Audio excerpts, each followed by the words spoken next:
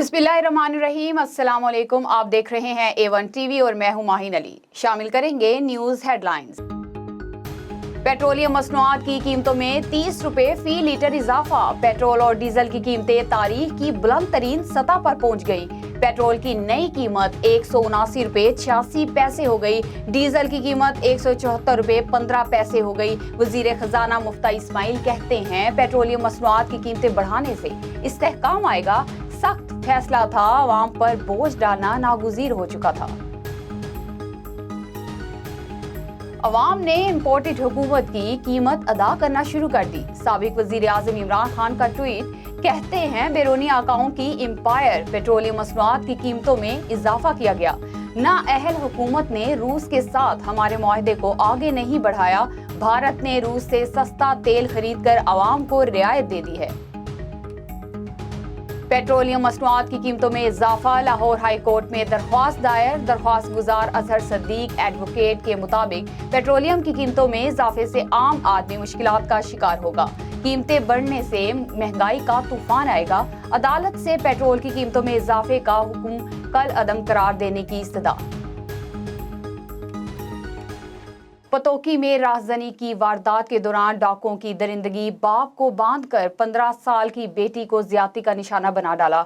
वाक़े का नोटिस लेते हुए वजीर आला पंजाब हमजा शहबाज शरीफ मुतासरीन के घर चूनिया पहुंच गए। इस मौके पर हमजा शहबाज शरीफ ने कहा कि मुल्जिमान को जल्द कानून के कटहरे में लाकर सख्त से सख्त सजा दिलवाई जाएगी। बच्ची के साथ ज्यादती का वाकया इंतहाई अफसोसनाक है। तमाम वसाइल बुरोएकार लाकर दरिंदों को इबरत का निशाना बनाया जाएगा। IG पंजाब को हिदायत जारी कर दी गई है।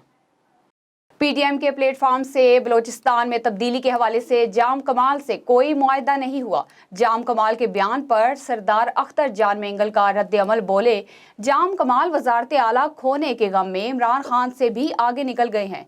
जाम कमाल ने 3.5 साल तक बलोचिस्तान के साथ जो खिलवाड़ हुआ, सूबे के अवाम अच्छी तरह जानते हैं।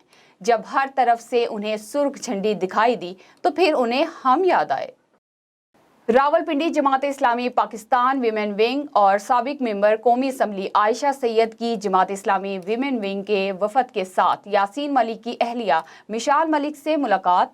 यासीन मलिक की उम्र कैद की सजा की मजम्मत करते हैं। आयशा सैयद ने कहा कि अगर यासीन मलिक दहशतगर्द थे तो उन्हें वाजपेयी के दौर में इसे पासपोर्ट क्यों दिया गया। यासीन मलिक को सजा कश्मीरियों के हकूक और जमहूरियत के लिए दी गई थी।